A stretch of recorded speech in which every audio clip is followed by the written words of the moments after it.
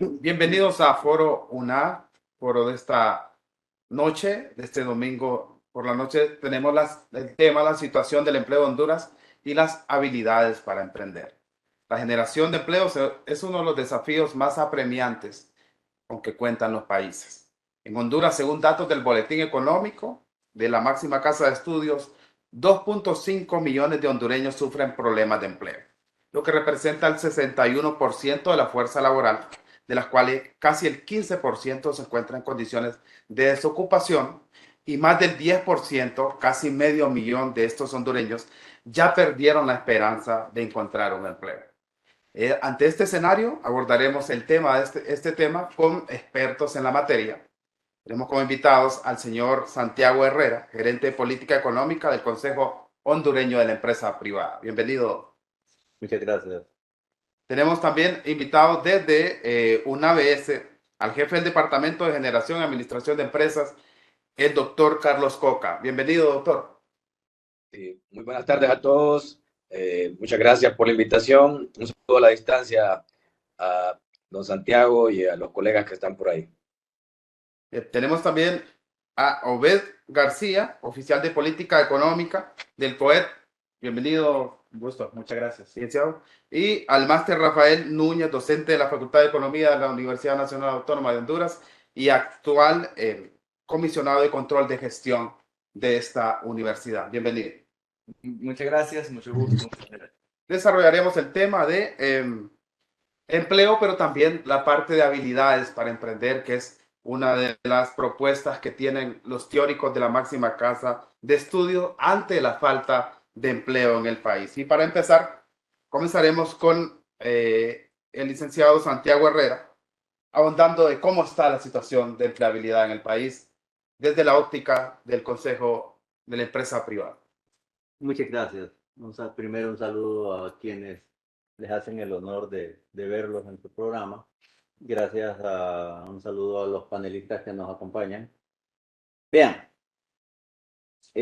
Honduras tiene ya casi 10 millones de personas habitantes.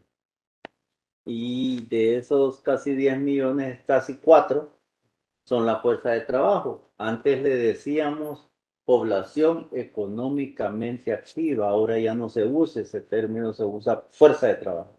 Okay. E increíblemente, la fuerza de trabajo tiene 4 años de estar bajando. O sea, si se supone que están entrando casi 150,000 jóvenes a la fuerza de trabajo, ¿cómo es que estamos perdiendo fuerza de trabajo? Una posibilidad es que se están, es como que se estuvieran ocultando o se están migrando o cualquier cosa, pero lo más lamentable de esto es la pérdida del talento humano, porque Honduras está perdiendo capacidad. Ya lo hemos estado viendo recientemente, que el sector café no encuentra quien importe café, que la construcción no encuentra mano de obra calificada para trabajar en la construcción, no encuentran fontaneros, no encuentran albañiles, se están yendo los jóvenes. El último boletín, el último informe de la encuesta de hogares que levanta el Instituto Nacional de Estadística nos dan algunas cifras que dicen que hay una tasa de desempleo abierto de 6.4%. Mucho menor que 8.9 que teníamos en el 2022. Y eso significaría que ganamos 105,700 empleos, algo con lo que yo, por lo menos yo, en mi condición no creo mucho, porque lo que hemos podido ver es una marcada pérdida de empleo durante todo el año anterior. Entre otros, perdimos 41,000 puestos de trabajo en la maquila. Estamos perdiendo más de 10,000 puestos de trabajo en el sector camaronero y tenemos muchísimos empleos afectados, entre otras cosas, por las invasiones de más de 42,000 hectáreas de tierra en los diferentes sectores de cultivos, grandes cultivos de exportación. Y eso es un riesgo para el empleo. Luego recuerden que el Congreso derogó la ley de empleo por hora y no emitió ninguna ley que sustituyera al empleo por hora. Y eso pues hace presumir que los datos esos de reducción de desempleo no parecen ser muy racionales. En segundo término, a las claras tenemos, como bien lo dice el boletín de la universidad, del instituto, más de 2.4 millones de hondureños con problemas de empleo. El problema de empleo no solo es estar desocupado, puede ser que también esté desalentado. ¿Y qué quiere decir que está desalentado? Que ha dejado de trabajar, pero también ha dejado de buscar trabajo porque no encontró. También tenemos que apenas un 43% de la gente, de las mujeres, están en el mercado laboral. Solo el 43%. Y cuando sabemos que el nivel académico de las mujeres es mayor que el del hombre, ¿qué pasa con las mujeres que no están en el mercado laboral? Por diferentes razones, pueden ser por maternidad temprana, porque son cabezas de familia, porque tienen que trabajar. Y tenemos el caso de los ninis, que esto es todavía más preocupante. Casi 1 millón de ninis, jóvenes que están en edad de trabajar y de estudiar, pero no estudian ni trabajan. Entonces, el sacrificio para la producción de la contribución de este subsector de ninis, imagínense, de 4 millones, 1 millón, son ninis. Quiere decir que no estudian ni trabajan. Entonces, no solo pone en precario la producción de hoy, sino que está poniendo en precario la producción y la productividad del futuro, porque estos jóvenes no se están formando para insertarse con éxito al mercado laboral. Así es. Otro tema crítico de esto es que casi un 77% de los empleos están en el sector informal. Y eso significa precariedad. ¿Qué quiere decir precariedad? Que no tienen un salario pleno, no tienen beneficios sociales, no tienen vacaciones, no tienen bono estudiantil, no tienen 14º, no tienen 13º, etc. Y tampoco tienen protección social porque no son empleos donde las empresas los tienen afiliados al Seguro Social. Entonces no tienen ni derechos previsionales ni derechos de salud de ninguna naturaleza. Y tampoco tienen riesgos profesionales. Entonces, esa es la problemática real de la que estamos hablando en el sector, en el tema del empleo. Mientras el gobierno decía que estaban creciendo los empleos, cuando nosotros nos vamos a los registros del Seguro Social, más bien se pierden los empleos. ¿Y qué quiere decir esto? Es que en el Seguro Social están los empleos formales. Estamos hablando más o menos de 840,000 de casi 2 millones de empleados. Entonces eso nos lleva a que el resto no tiene formalidad. Por lo tanto, no tiene protección social. Ahí se incumple el derecho universal a la seguridad social y el derecho constitucional a la...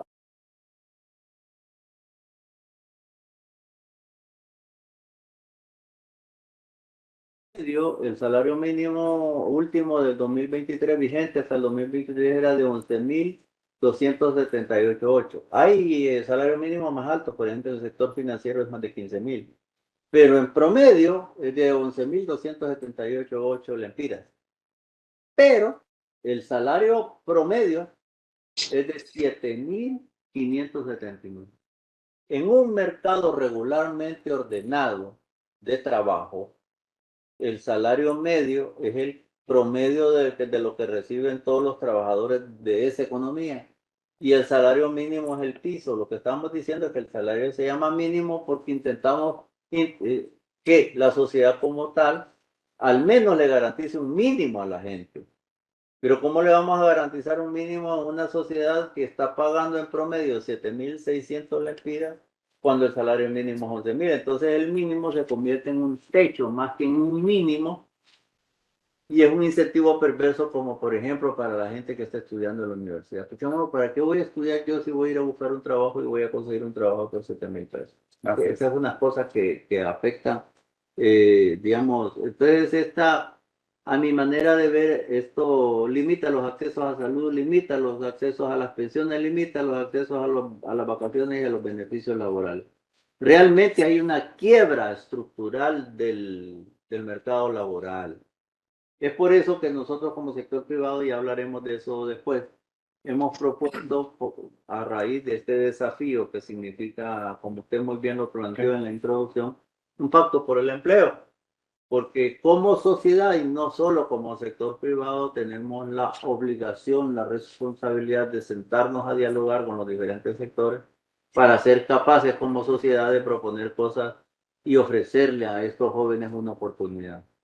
A noviembre de este año teníamos parados en la frontera sur de los Estados Unidos 183,000 hondureños.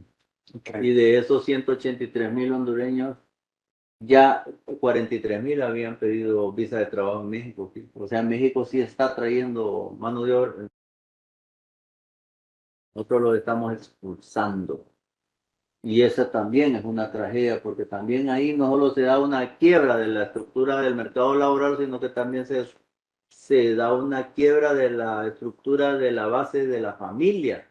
Cuando el hombre se tiene que ir, deja a la mujer, deja a los niños chiquitos, los niños ya grandes se quieren ir. Hay recientes encuestas que dicen que el 60 y tanto por ciento de las personas en Honduras tienen aspiración a migrar, que más de casi un 50% de las personas con formación media al menos quieren emigrar, y un alto porcentaje de las mujeres quieren emigrar. Entonces, ¿qué estamos haciendo?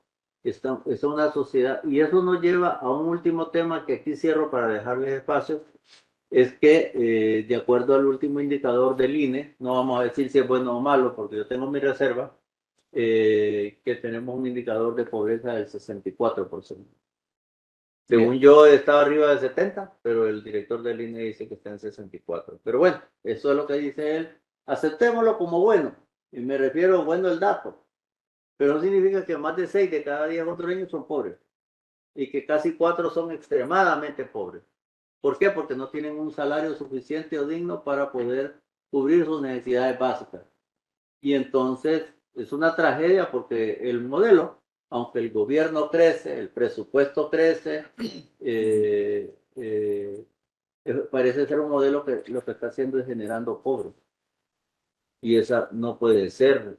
Como sociedad estamos fracasando si lo que estamos haciendo es generando cada día más pobres. Bien. Por eso necesitamos trabajar juntos todos, hoy, no mañana ni pasado, hoy, porque ya estamos tarde y necesitamos enfrentar este desafío. Bien. Gracias.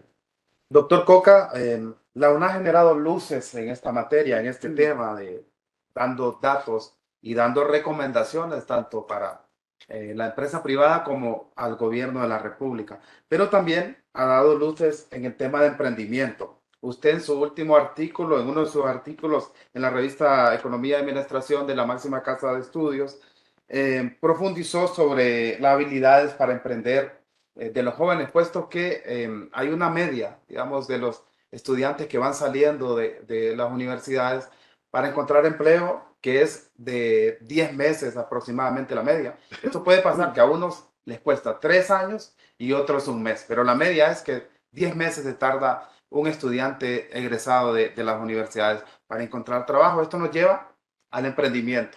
¿Qué habilidades debe de tener un estudiante y qué habilidades debe de darle las universidades en el tema de emprendimiento? Doctor Coca, buenos días.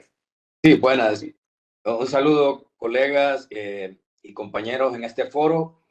La verdad que los datos, antes de responder directamente la pregunta y la observación ahí suya, Elin, quisiera, bueno, confirmar también los datos y las cifras que presentaron ustedes al inicio y que también fueron confirmadas por el ingeniero Herrera ahí con la presentación anterior, ¿verdad? Que lamentablemente nos llenan de preocupación y son cifras que están ahí, que no mienten, que son datos duros, datos consistentes con todas las investigaciones que se hacen dentro y fuera de la universidad.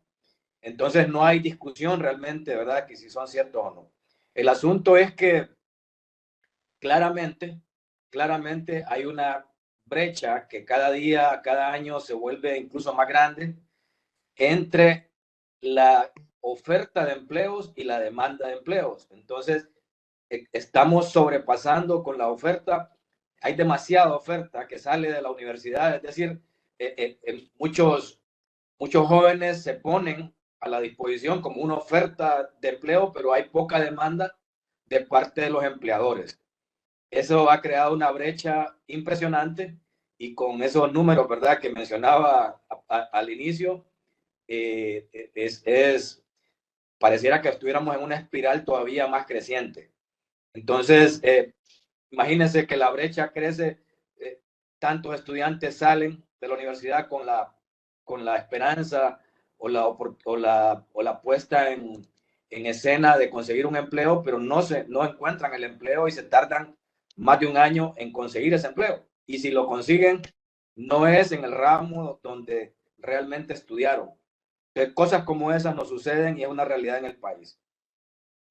Por otro lado, no podemos depender de grandes inversiones, especialmente de compañías extranjeras que vengan a invertir al país y donde la generación de empleo pueda ser abundante, ¿verdad? Sino que también habría que apostarle más a la inversión nacional, fomentar el aspecto nacional de inversiones para poder crecer más que todo sustancialmente y con una base más sólida en los empleos en el país.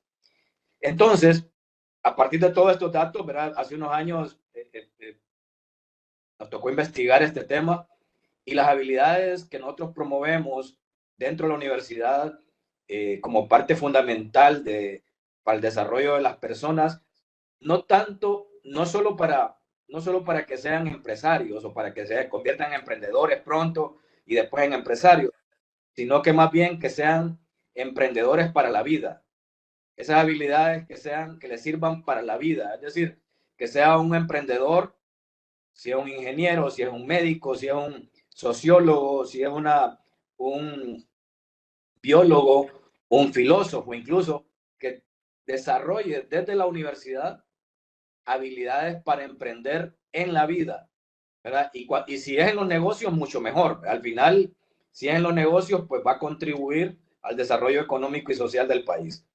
Pero esas habilidades rondan, ¿verdad?, en esas habilidades blandas de que ustedes han visto ahí algunos documentos, las habilidades de interrelación con otros, las habilidades de conectarse, las habilidades de comunicación, habilidad de liderazgo, habilidad de hablar en público, habilidad de establecer criterios y opiniones. Son habilidades que son blandas, que no son técnicas meramente dichas, pero que sí requieren que los jóvenes estudiantes desde la universidad ya salgan a un nivel superior, a un nivel profesional, con el desarrollo de esas habilidades para emprender en la vida y que si les toca, ¿verdad?, desarrollar negocios o emprendimientos o hacerse cargo de una empresa, pues esas habilidades le van a permitir ese desarrollo sostenible y a largo plazo. Bien, el tema es inversión, entonces, el tema es inversión, Máster Obed García. ¿Qué rubros han sido los más golpeados en este tema de la empleabilidad? Eh, Coméntenos sobre eso. Bueno, sí, lo que hemos visto este último año es un impacto bastante fuerte, particularmente en el sector industrial y lo que tiene que ver concretamente con la maquila, en donde pues ha habido bastantes cierres de empresas que estuvieron establecidas en el territorio hondureño y que ya no están acá. Además de esto, también hay que tener en cuenta que más allá de lo que se ha perdido es el crecimiento potencial al que no pudimos acceder producto de estas condiciones que alejan la inversión extranjera en Honduras y aún también la nacional. Hay que recordar que tampoco ha habido mucha inversión nacional, particularmente se ha concentrado mucho en el consumo, el gasto de los hondureños, y por eso es que vemos también limitado el crecimiento económico por el lado de la inversión o del gasto productivo, digamos.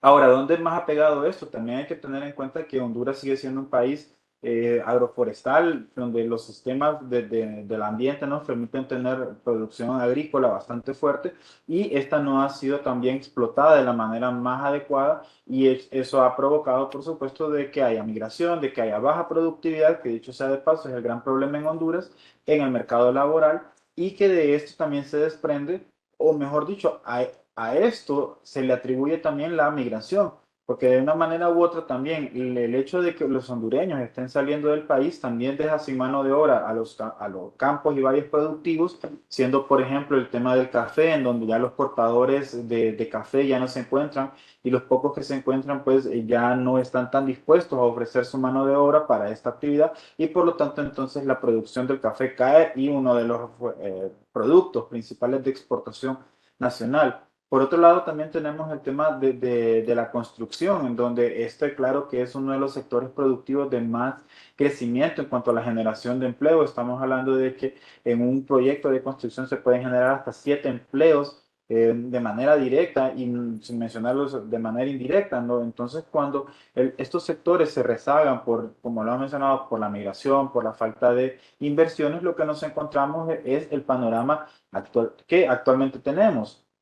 No hay empleo, el poco empleo que se encuentra no es en las mejores condiciones, como ya lo mencionaba Santiago. Hay un fuerte componente de informalidad, en donde, ¿qué es concretamente la informalidad? Son personas que no tienen seguridad social, son personas que no tienen un seguro de desempleo, que no tienen un fondo de cobertura y por lo tanto entonces son fuertemente afectadas y altamente vulnerables a caer en pobreza, en lo que se conoce como pobreza laboral. Es decir, personas que a pesar de que trabajan no logran salir de la pobreza. Finalmente, quisiera también mencionar que frente al tema del emprendimiento hay una situación bastante preocupante, ¿no? Y es que los emprendedores también se enfrentan a una serie de dificultades y desafíos que las políticas de los gobiernos no se han enfocado en tratar. Entonces tenemos el estancamiento de la productividad, el entorno de los negocios que no es el más adecuado porque hay inseguridad ciudadana, inseguridad jurídica desde el Estado, hay afectaciones bastante fuertes por el cambio climático. La, la economía informal representa también una competencia desleal para las empresas que sí se constituyen y por lo tanto entonces tienen costos diferenciados de las que no lo hacen y son, digamos, barreras que limitan también la inversión de los nuevos emprendedores en actividades productivas que podrían generar empleo y por lo tanto también significarían un ingreso para más familias en el país y eso permitiría también reducir la pobreza. Máster Santiago, ¿tiene algo que aportar? Sí, fíjate que si no hay inversión, no hay empleo.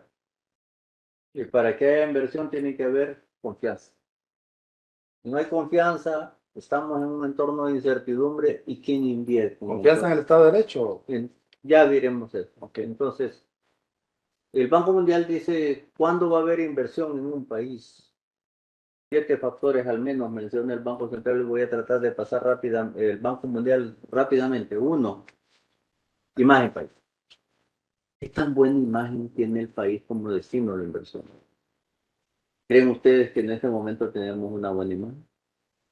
Solo hay que escuchar los discursos públicos, incluso de la señora Presidente, cuando va a esos foros internacionales, y lo que plantea en sus discursos es casi una tragedia. ¿Verdad? Seguimos atribuyéndole al narcoestado, pero sigue pareciendo que somos un narcoestado.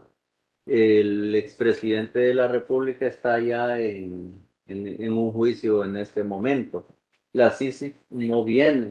Los Brian Nichols todos los días saca notas sobre Honduras y todo es preocupación. Alex Shackelford todos los días. ¿De qué pasa con esa imagen del país deteriorada? Como un país donde hay narcoactividad, donde un país donde no se respetan las leyes, un país que hay inseguridad, que es violento, y hay un país que está polarizado. Esa es la imagen que perciben los inversionistas de afuera y los de adentro también. Segundo criterio, seguridad jurídica. 42.000 hectáreas de tierra invadida en los principales sectores de actividad para la exportación es brutal como mensaje. La Comisión de Seguridad del gobierno que dirige Lina no hace absolutamente nada. Entonces se cambian las leyes, se violentan las leyes. La institucionalidad es terrible.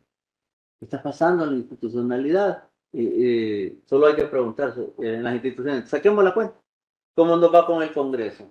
132 días sin sesionar, la Junta Directiva aparentemente ilegal y se toman atribuciones a través de una comisión permanente que no les corresponden. Bueno, una serie de cosas. Nos vamos a la Corte, adoptan esta semana una decisión la presidenta de la coordinación de las salas, todo el mundo cree que es ilegal, ¿verdad? Menos ella y un político por ahí, pero ahí todos los demás piensan que es ilegal y entonces, ¿cuál es el respeto a lo institucional a cambio de leyes, renegociación de contratos y esas cosas no es seguridad jurídica? Que necesitamos para generar confianza. Seguridad ciudadana, bueno, ha bajado un poquito el índice de crímenes de homicidios por cada 100.000, sin embargo la extorsión está al día. Las empresas de Honduras pagan aproximadamente 4.000 millones en servicios de seguridad privada para que los cuiden, porque la policía no los cuida.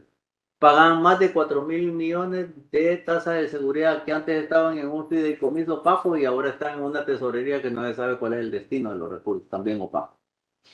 Ya no opaco, oscuro. Y pagan más de 20.000 millones en extorsión. ¿Qué hacemos con eso? No hay seguridad ciudadana.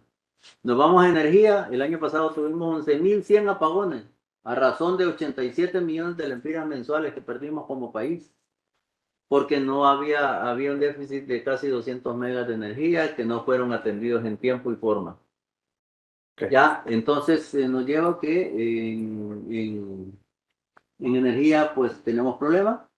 En infraestructura, recién el gobierno está tomando el pulso de la inversión pública. Los indicadores de inversión pública han sido muy bajos, la ejecución presupuestaria muy baja hasta hace poco y ese es un elemento que puede generar empleo. La agricultura ha caído en los últimos años. Y luego nos vamos a la fuerza de trabajo. El INFOP no responde a las demandas del sector productivo. La oferta formativa es de muy mala calidad. El nivel de escolaridad todavía es muy bajo y las universidades se han venido especializando en formación en humanidades, pero no tanto en ciencias, en matemáticas, en ingeniería. Y eso es una debilidad, por eso tenemos casi cero en el indicador de registro de patentes, en eficiencia energética, en producción más limpia. Pues no tenemos ingenieros, lo que tenemos es un montón de abogados, sociólogos, filósofos, economistas, administradores, pero no hay los que estén haciendo innovación. La pospandemia nos ha impuesto una nueva realidad en materia de habilidades y competencias para la fuerza de trabajo, pero no parece que todavía estamos dándole a los jóvenes esa oportunidad. Y por lo tanto su inserción laboral de manera productiva es todavía muy escasa y no genera esperanza. Finalmente tenemos el tema de los incentivos. Los incentivos son iguales en todos los países, ¿verdad? Pero aquí están satanizados, porque el gobierno decidió que los va a derogar a través de su tal ley de justicia tributaria. Mira, han mentido abiertamente con esto que casi 500.000 millones en los últimos no sé cuántos años han sido las exoneraciones para las empresas, han sido mentiras. Porque la mayor parte de las exoneraciones o exenciones son para la canasta básica, para las medicinas y para los servicios públicos. Y una menor parte para las empresas. Pero las empresas sí generan un retorno productivo. Podrán haber abusivos. Sí, los hay. Y a esos hay que castigarlos, porque esos no son empresarios, son delincuentes. ¿Verdad? Pero no es haciéndolo así. Mire que, por ejemplo, solo para ver, ¿cuánto tuvimos de inversión extranjera el año pasado? 761 millones de dólares. ¿Sabe cuánto tuvo Costa Rica? 2.800 millones de dólares. Intel con una gran inversión, Johnson Johnson, una maquilas de alto nivel. El Salvador, el presidente Bukele, un nuevo programa, un paquete de incentivos para empresas tecnológicas. Tiene todo el sentido del mundo, porque no solo es que va a generar inversión, no solo es que va a generar producción y no solo es que va a generar empleo, sino que le va a permitir a El Salvador dar un salto con la llegada de Google, por ejemplo, que le va a dar un salto tecnológico a El Salvador y le va a mejorar su capacidad para competir. Vamos a ver del nearshoring famoso del programa de la vicepresidenta Kamala Harris para traer esas nuevas cadenas de suministro que están saliendo de China para venir al Triángulo Norte, todas están quedando en México. 33.000 millones de dólares de inversión extranjera hubo en México el año 2023. Hay zonas de México que son otro mundo ya. Y por eso es que tenemos 43.000 hondureños pidiendo visa de trabajo en México. Que ya no puedo llegar a Estados Unidos, pero ya estoy en México. ¿Y sabe qué? Un nuevo paquete tributario de incentivos del presidente Andrés Manuel López Obrador, que se supone que es izquierdista, pero le entiende al negocio. un nuevo paquete de incentivos que hace que todas las nuevas inversiones tengan un incentivo de casi el 85% por un periodo determinado para atraer más inversiones, para llegar a la famosa meta que tiene el gobierno de México de llegar a los 50.000 millones de inversión. ¿Se imaginan el salto? Y el otro es que acaba de aprobar un nuevo paquete de incentivos del 25% de incentivos para los primeros 3 años de inversión en educación y formación para el trabajo de la nueva gente, porque para tener la suficiente capacidad en mi mano de obra para atender a estas nuevas inversiones, necesito formar a la gente. Entonces, yo como empresa puedo hacer esa inversión, pero me van a hacer un descuento del 25% de todo lo que invierte en capacitación por 3 años. Y entonces, ¿de qué estamos hablando? ¿Estamos viviendo solos en un mundo o estamos compitiendo con los de alrededor? Y si estamos compitiendo, entonces tenés que poner en condiciones iguales. Pero las condiciones que hay para la inversión y la incertidumbre y la falta de confianza para los nacionales y para los extranjeros es tan fuerte que ha provocado incluso el cierre de plantas en el último año, por ejemplo, en el sector maquila, por dos razones. Una, por el tema de incentivos y otra, porque el mercado se está desacelerando. Estados Unidos dejó de comprar prendas de vestir. El año pasado nos dejó de comprar un 23.4% de prendas de vestir y eso implica cierre de plantas. Pero además, porque yo ya no tengo seguridad de que aquí voy a poder seguir viviendo, con una amenaza permanente de que me van a quitar los incentivos y que mañana no va a estar. Y aunque no han aprobado la ley, cuando yo voy a la dependencia pública que me den mi beneficio, me dicen, no, usted tiene derecho. De manera antojadiza, porque así se le dio la gana. Se están aplicando la ley sin que la ley exista y eso también se llama inseguridad jurídica. Entonces, estamos hablando de las condiciones del clima de negocios propicio para generar inversiones. Y solo así vamos a ser capaces de revertir el proceso de desempleo, de problemas de empleo, de migración o de pobreza. De otra manera no lo vamos a hacer. Como decía Ronald Reagan, aunque por ahí no le guste el personaje a nadie, la mejor protección social es el empleo. Y ahí no hay duda. Así Para es. mí no hay duda. Bien, Me quedo. con el Máster Núñez, que lo tenemos ya acá, ya ratos, sin participar, ¿hacia dónde debe apuntar la nueva oferta académica de la Universidad Máster Núñez? Y la misma pregunta pasa para el doctor Coca, que ya tiene otro compromiso y que se va a despedir también contestándonos esta misma pregunta que le planteamos al Máster Núñez. Bueno, muchas gracias. Dentro de el problema que tiene la universidad es grande, ¿verdad? Los datos que nosotros manejamos, imagínense que a nivel nacional las universidades privadas, el 2021 graduaron 23.500 profesionales. El 2022 graduaron 27.400 profesionales. Solo nuestra Universidad Nacional el año pasado graduó 9.500 profesionales en todas las áreas. Entonces uno se pregunta qué hacen estos muchachos o estas personas que están saliendo de las universidades públicas y privadas cuando no tenemos esa apertura, ¿verdad? No hay esa inversión que pueda generar y crear esas oportunidades. Entonces, la universidad pues está tomando a bien precisamente, no solo, es bien difícil en el tema educativo decir sacar así automáticamente en un año, en 2 años, nuevos currículos, por decir algo, nuevos planes de estudio. No es tan fácil, no es tan fácil. Pero sí podemos reorientar la función o el pensamiento de esos graduados. Graduados médicos, graduados docentes, graduados odontólogos, graduados abogados, como ya le dijo aquí mi compañero, todos esos profesionales graduados que puedan tratar de buscar oportunidades para tratar de invertir. Hoy en día, uno de los temas que de hecho esta universidad trató con un proyecto cerramos el 2021 en pandemia, el proyecto empezó en el 2019, pero fue el tema de promover la economía colaborativa en los jóvenes universitarios. O sea, esas empresas donde se le da oportunidad, para algunas personas es como subempleo, ¿verdad? Para que muchos entiendan economía colaborativa, esas empresas como Uber, como Airbnb, como Hugo, como etcétera, ¿verdad? Esas empresas que, bueno, para algunos dirán, no, ese es subempleo, Sí, pero algo tenemos que hacer. Y de hecho la universidad, junto con otras 12 universidades de Centroamérica guiadas por la Unión Europea, estuvimos trabajando en ese tema.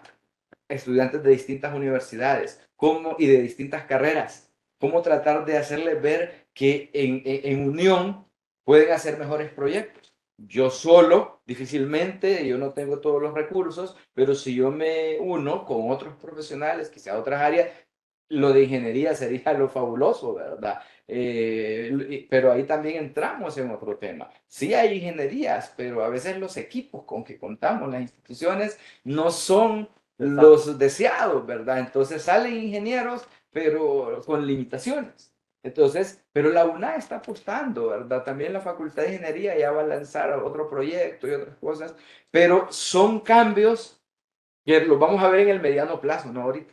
Y como dijo ya mi estimado, necesitamos ya hoy en la mañana tuvimos que haber empezado ya esto.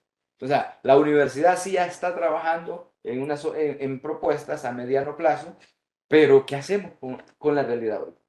Entonces ahorita es como reenfocar, reorientar a estos profesionales y decirles, bueno, busquemos otras opciones. Si bien es cierto que no solo piensen en la migración, ¿verdad? De hecho, ya hay alguna investigación sobre profesionales universitarios que están migrando. Ya no solo son las personas más operativas. Sí, así es. Sí. Nosotros hemos estado viendo, midiendo un poco qué pasa con esta cosa que le dicen STEM. Science, Ajá, Technology, matemáticas, Engineering and Math, sí. matemática. Y hicimos una valoración de cómo les estaba yendo a las mujeres, porque miren, apenas el 43% de la mano de obra femenina participa del mercado laboral. Y estamos viendo que sí crecen en STEM las mujeres, pero la mayoría en cosas de enfermería, gerontología, nutrición. ¿Y qué creen que pasa con esa gente que se está formando? Se está formando para irse. Se están yendo a Estados Unidos, a España, a cuidar viejitos, a cuidar enfermos, porque allá les pagan $20 la hora, o porque allá sí van a tener oportunidad que aquí no la tienen. Entonces, este es un dilema, ¿verdad? ¿Cómo hacemos para retener a esa gente? Porque la verdad que se están formando para irse. Para irse. Para irse. Y eso es un reto que tiene la academia de formar en los STEM, porque de lo contrario podemos seguir diciendo que estamos formando gente, pero no hay oportunidades. Lo que pasa es que están formando gente que tal vez no necesariamente el sector productivo es lo que necesita. Entonces, hacer una prospección de necesidades en el mercado para alinear la oferta formativa, en este caso los pensum académicos de las carreras, orientando esas especializaciones en aquello que efectivamente necesitan, ¿verdad? Porque seguir formando gente en puras humanidades no parece ser la solución del problema. No, no es la solución. Y lo otro es la articulación entre el sistema educativo. Nada que ver la educación primaria con la secundaria. Nada que ver la educación secundaria con la educación no formal, que es el caso de la formación profesional del INFOP y de otros centros. Y el que se forme en INFOP por 3 años no tiene requisitos para seguir estudiando en la universidad. Sí. No hay articulación, está desarticulado el sistema educativo. Sí. Y vienen ahora y nos eliminan la prueba PISA para medir qué tanto están aprendiendo los niños matemáticas y español. Entonces, ¿cómo vamos a saber que están bien o mal? Entonces, vean que entonces no es un tema solo de empleo. No, no es un tema de formación. Sí. Es un tema de educación. Es un tema de clima de inversión. Es un tema que es una integralidad. Y está el tema de la economía, colega, porque o sea, si usted analiza, yo estoy seguro que el COEP lo ha hecho, particularmente de la academia lo hemos hecho, hay un fenómeno.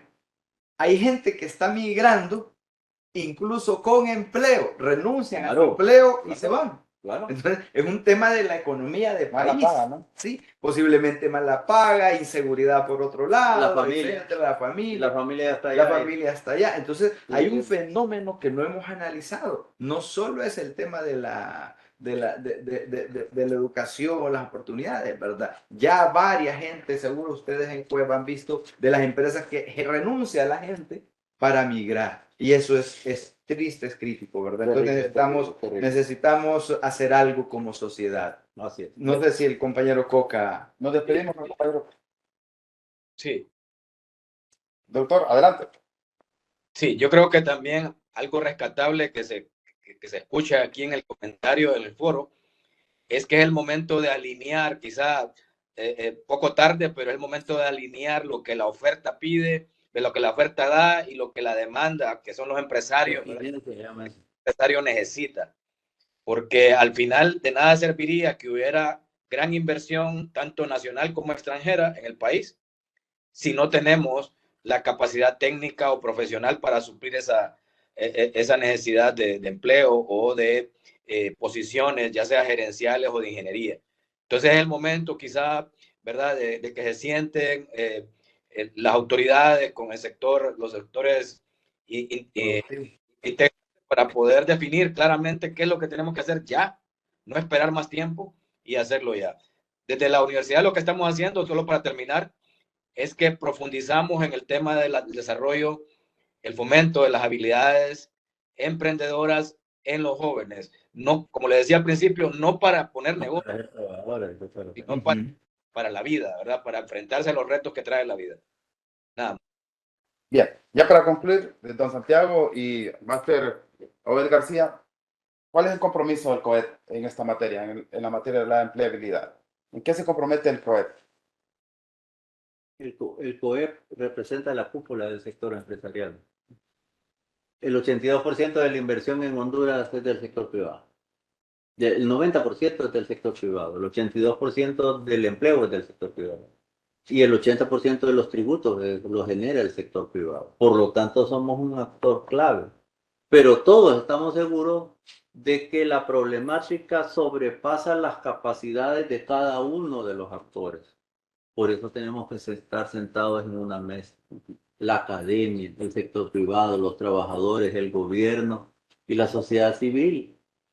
Esta problemática nos supera todo y si no somos capaces de dialogar y plantear cosas concretas que vayan más allá de lo que es un periodo de gobierno para de verdad enfrentar esto, no lo vamos a hacer. Y nosotros lo que hemos puesto en la mesa son propuestas.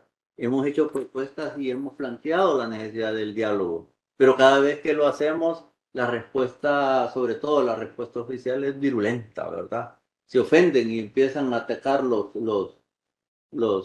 post, ¿no? Como le dicen a esto, ataque, ataque, ataque, ataque, ataque, ataque, ataque, ataque, que vayan a pagar impuestos, que hagan esto, que hagan porque no, eso no puede ser. La academia tiene una alta responsabilidad, ya que estamos en este marco y en este foro, porque es un desafío, lo acaba de plantear el doctor Foca muy claramente. ¿Cómo hacemos para crear las competencias y las habilidades duras y blandas que necesitan nuestros jóvenes para insertarse con éxito al mercado de trabajo? ¿Y cómo hacemos para que estos jóvenes, además de formación para el trabajo, tengan formación para la vida y ojalá que esa vida sea probablemente la del emprendimiento? Porque estás dependiendo de que alguien le dé trabajo es muy difícil. Por eso nosotros hemos planteado la necesidad de esquemas de financiamiento inclusivo para jóvenes, para mujeres, para MIPYMES. Y por eso también hemos impulsado mucho el tema de pasar de la informalidad a la formalidad para evitar esa precarización constante del empleo, sino que necesitamos un empleo decente con protección social. Así que en la mano de todos nosotros está esto, ¿verdad? No solo de uno, sino de todos. Gracias. Para concluir, Máster García, ¿qué requiere el sector privado del gobierno? Bueno, nosotros en nuestra propuesta por el empleo, que dicho sea de paso es algo que se puso en la mesa ya hace casi 5 meses y de lo cual no se ha tenido eco, hemos enfatizado la necesidad de seguridad jurídica, es decir, que a las empresas se les asegure que sus inversiones están respaldadas por un sistema jurídico que va a resolver problemas, que va a resolver conflictos y que lo va a hacer de manera imparcial. No podemos seguir enviando mensajes de si no me gusta su inversión, puede expropiar el territorio, puede expropiar la empresa. También necesitamos que se disminuya la tramitología, es decir, esto a través del gobierno digital, que permita entonces que las empresas puedan reducir los tiempos y los costos que representa formalizarse como tal. La energía también es un elemento bastante importante, como ya lo planteamos, si hay apagones, si hay inestabilidad y también la energía está concentrada solamente en la zona centro del territorio hondureño, es bien difícil también que las empresas se puedan desarrollar, ya sea en las regiones del interior del país y en los extremos tanto occidente como oriente, ¿no? La mano de obra calificada, como ya se había planteado, también que haya una oferta de mano de obra desde las universidades y desde la formación profesional que sea competitiva tanto con los estándares internacionales como con las demandas de las nuevas empresas que han surgido ahora a raíz de la pandemia y que claro lo van a seguir haciendo, ¿no? Esto también es un punto importante a tener en cuenta porque como sea nosotros como dueños tenemos un instituto de formación profesional que mantiene la generación de profesionales que no están respondiendo, no están alineados con las nuevas tendencias del mercado y por eso se necesita una reforma tanto de los planes educativos como de las actividades y la enseñanza. La infraestructura, sin lugar a dudas, es un elemento crucial. Tenemos costos de transporte y traslado de mercancías altamente no competitivos con otros países. Tenemos también atrasos de las mercancías que cruzan de una frontera hacia otra y eso, claro, que desincentiva la actividad productiva y sobre todo las inversiones. Y finalmente, el acceso al crédito que es un elemento que ha limitado la creación de nuevas empresas producto pues que muchos emprendedores no tienen historial crediticio o no han sido bancables a lo largo de su historia y eso hace que no puedan acceder a un crédito a condiciones que sean rentables tanto para la empresa como para los bancos. Entonces, todo este marco de políticas que nosotros planteamos debe ser integral y considerar de manera transversal cada uno de estos temas a fin de que se cree un ambiente favorable para la creación de empresas, tanto sean grandes como pequeñas, y sobre todo para la generación de empleo. Sus palabras de cierre. Sí, Master no, Tony. pues como universidad igual nosotros estamos firmes, comprometidos, ¿verdad? A mejorar. Estamos analizando y revisando, ¿verdad? Haciendo los diagnósticos necesarios para actualizar todos los planes y no solo la educación meramente formal como los grados, ¿verdad? Que nosotros formamos y también la educación no formal. Nosotros también tenemos educación no formal y técnica, entonces también nosotros estamos empujando eso y creemos que, bueno, como les decía al inicio, en el mediano plazo, tal vez ojalá lo logremos a corto plazo, pero en el mediano plazo tendremos ya nuevas ofertas y nuevas herramientas para los estudiantes y para los futuros profesionales. Así que gracias a la empresa privada, porque al final, ya lo dijo, la mayoría de nuestros graduados, de esos más de 100,000 que acabo de mencionar, están trabajando, ¿verdad? En alguna de las instancias que ellos representan. Y bueno, creemos todavía que Honduras es un país con muchos recursos, con mucho potencial y podemos nosotros sacar y tener una mejor nación, ¿verdad? Para nuestras familias y para las futuras generaciones. Bien, muchas gracias a mis invitados por parte del COET. Proponen un pacto para el empleo y la UNAP propone un plan nacional de generación de empleo decente. Ya están, digamos, las luces, digamos, las dos instituciones están generando ya un camino para ello. Yo soy Elin Rodríguez y gracias por su atención. Buenas noches.